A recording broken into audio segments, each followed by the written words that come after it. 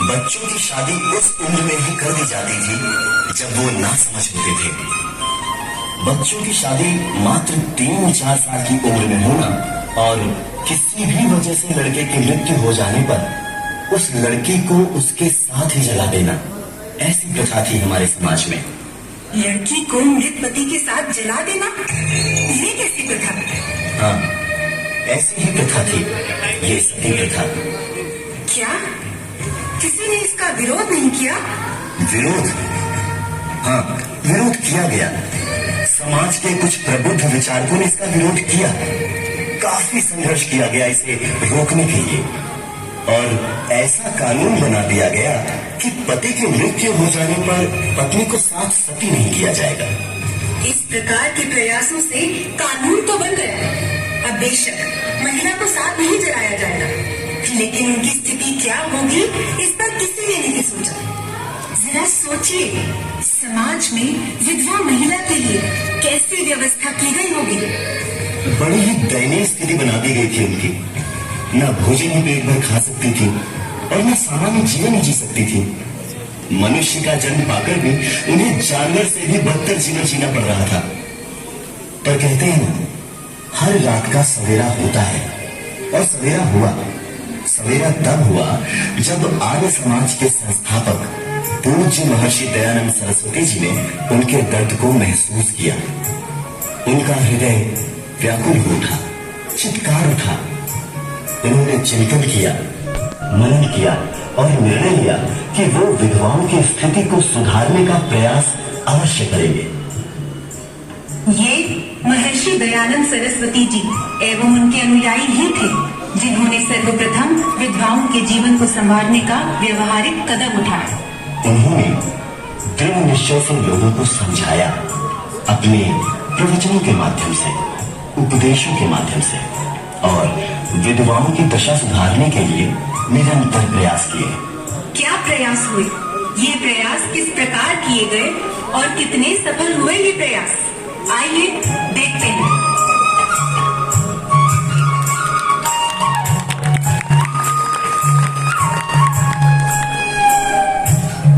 सफल चल रहे हैं, उपदेशक उपदेश दे रहे हैं, लोग बड़े ध्यान से सुन रहे हैं।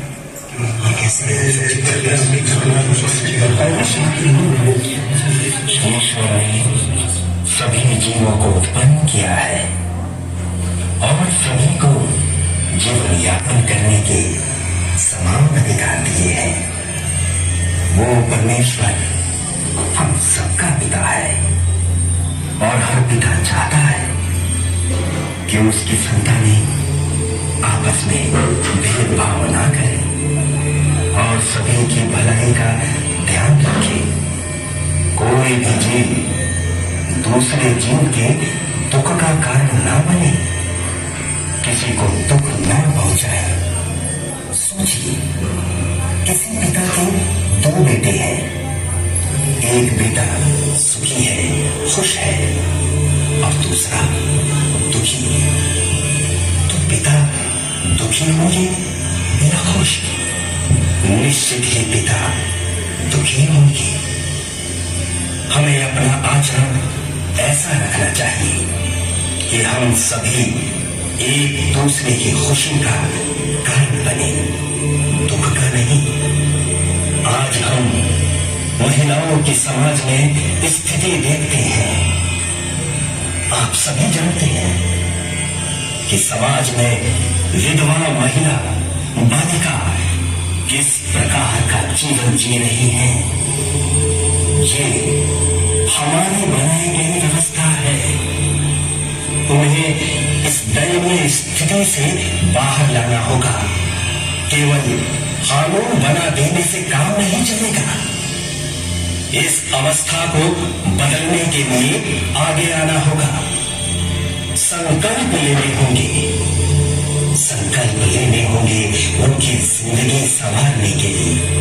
आगे उठो और आगे बढ़कर संकल्प लो कि अपने आसपास महिलाओं की ऐसी दशा नहीं होने देंगे। अपने बच्चों का बाल विवाह ना करें, और सही समय पर ही अपने बच्चों की शादी करें। बाल विधवाओं के साथ अपने परिवार के लड़कों की शादी करवाएं। उन्हें समाज में सम्माननीय दर्जा दीजिए। इससे पुण्य कार्य और कोई नहीं हो सकता। स्वामी जी, आप बिल्कुल ठीक कह रहे हो। हमें अवश्य ही विधवा बालिकाओं की शादी अपने परिवार के लड़कों से करवानी चाहिए।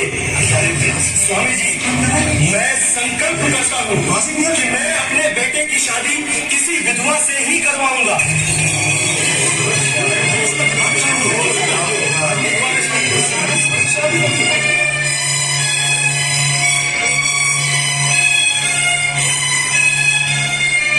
सभा समाप्त होती है और सभी अपने घर को लौट जाते हैं। उस व्यक्ति के संकल्प की चर्चा चारों ओर होने लगती है। अरे भाई, तुमने सुना है क्या? तुम्हारे पड़ोसी का तो दिमाग खराब हो गया है और कहता है कि लड़की की शादी किसी विधवा से करवाएगा। हाँ भाई, सुना तो है।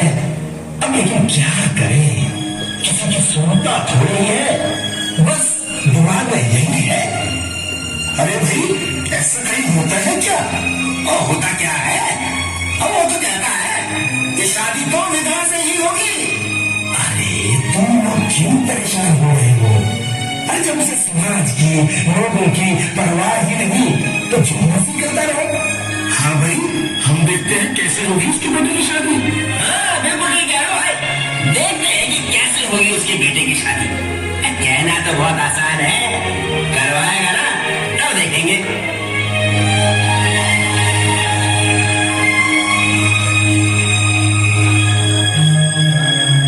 और इस तरह लोगों के बीच उस सज्जन के संकल्प की चर्चा जारी रही। पिता ने संकल्प लिया है, लेकिन उनके बड़े भाई उनसे सहमत नहीं है और इधर लड़के के रिश्ते आने शुरू हो जाते हैं। भाई साहब, मैंने आपके परिवार का बड़ा नाम सुना है। आपका बेटा भी बड़ा मेहनती है और व्यापार में भी आपका हाथ बटा रहा है। ईश्वर की कृपा है सर। कहिए, आपका कैसे आना हुआ? जी, मेरी बेटी बड़ी गुणी है, सुशील है और संस्कारी भी है। देखिए बहन जी, अगर आप मेरे बेटे के रिश्ते के लिए आई हैं, तो वो नहीं हो सकता। मैं अपने बेटे की शादी किसी विधवा से करवाऊंगा। विधवा से शादी? कैसी बातें कर रहे हैं आप भाई साहब? जी, ये मेरा फैसला है। मैं आपसे माफी चाहूंगा। ये तो मैं बड़ी अनोखी बात सुन रही हूँ। बेशक ये अनोखी बात हो, लेकिन अनोखी बात कहने का दम है मुझे। आर्य समाजी से बात कर रही हैं, इतिहास साक्षी है कि आर्यों ने ही समाज की कुव्यवस्था बदली है, उन्हें समाज के हित के लिए परिवर्तित किया है। किया होगा भाई साहब। हाँ, मेरी तो समझ से बाहर की बात है ये। अच्छा भाई साहब, नमस्ते। मैं तो चलती हूँ, विधवा से शादी करवाएंगे।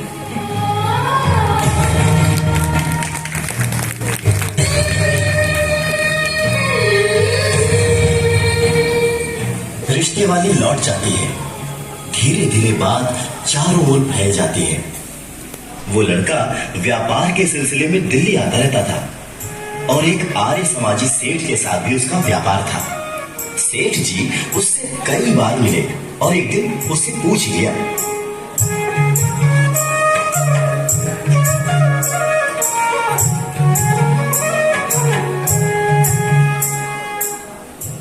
बेटा तुम कहाँ के रहने वाले हो? सेठ जी, मैं हिमाचल के पास सोलन के एक गांव का रहने वाला हूँ। अच्छा अच्छा, मुझे तुम्हें इतनी लगन से कार्य करते देख बहुत खुशी होती है। धन्य है तुम्हारे माता पिता जिन्हें इतना संस्कारी और मेहनती बेटा मिला है। सेठ जी, मैं आर्य समाजी परिवार से हूँ। मेरे ताऊजी और पिताजी ने हमेशा ही मुझे ईमानदारी और कर्तव्य निष्ठा से काम करना सिखाया है। शाबाश बेटा, खूब मेहनत करो और जीवन में सदैव सफलता की ऊंचाइयों को छूओ। मेरा आशीर्वाद है तुम्हें। अच्छा ये बताओ, तुम्हारे घर में और कौन कौन है? हमारे घर में हमारे घर में मेरे ताऊजी हैं, पिताजी हैं, माताजी हैं और मेरी बहन है। अच्छा, तुम्हारी शादी नहीं हुई अभी? शादी? अब शादी तो मेरी पता नहीं होगी भी या नहीं। क्यों, ऐसी क्या बात है? वो सेठ जी, हमारे परिवार में मेरे ताऊजी और मेरे पिताजी दोनों भाइयों में आपस में बड़ा प्रेम है। मैं हूं घर का इकलौता लड़का, दोनों का ही मुझे अपार प्रेम मिला है, दोनों का ही मुझ पर हक है। लेकिन एक बात को लेकर दोनों में मतभेद है।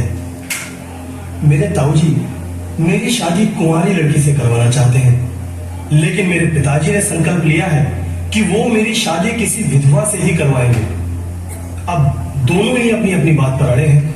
अब आप ही बताइए कि मेरा विवाह होना कैसे संभव है? अच्छा बेटा, एक काम करो, अब की बार जब तुम अपने घर जाओ तो मुझे भी साथ ले चलना। मैं तुम्हारे ताऊजी और पिताजी से मिलना चाहता हूँ। ठीक है सेठ जी, मैं अगले हफ्ते घर जाऊंगा तो मैं आपके चलने की भी व्यवस्था कर लूंगा।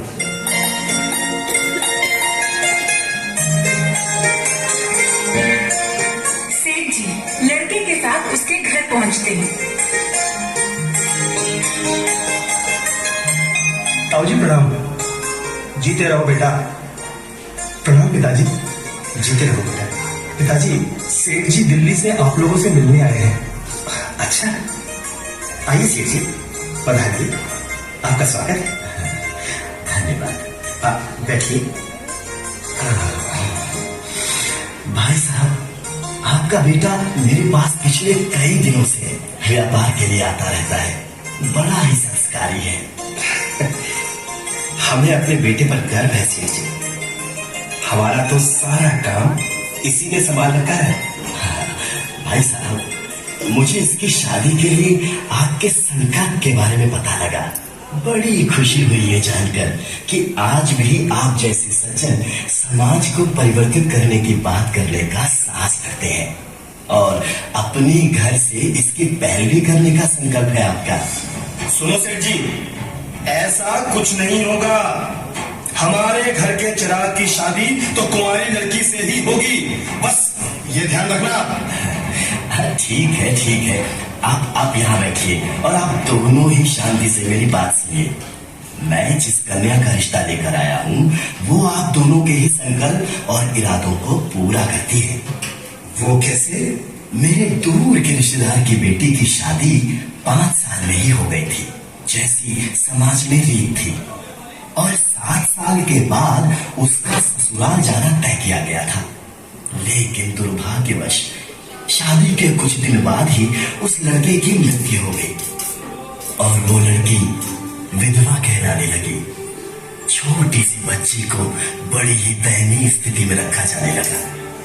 एक बार मैं गया हुआ था वहां पे, मुझसे उसकी दयनीय स्थिति देखी नहीं गई। मैं आर्य समाज में हूं और उस लड़की की अवस्था को सुधारने का जिम्मा मैंने लिया। मैं उसे अपने साथ अपने घर ले आया, उसे पढ़ाया लिखाया। आज वो लड़की पढ़ लिख कर अपने पैरों पर खड़ी हो गई है। इस प्रकार सामाजिक व्यवस्था में उसे विधवा कहा जाएगा, किंतु व्यावहारिक अवस्था में तो वो 5 साल की कन्या कुंवारी ही है। इस प्रकार अगर आप ये रिश्ता स्वीकार करते हैं तो दोनों का ही मान रह जाएगा। भाई साहब देखिए, इस रिश्ते से मेरा संकल्प भी पूरा होता है और आपका मान भी। तो ठीक है सेठ जी, हम ये रिश्ता स्वीकार करते हैं। आप विवाह की तैयारी करें।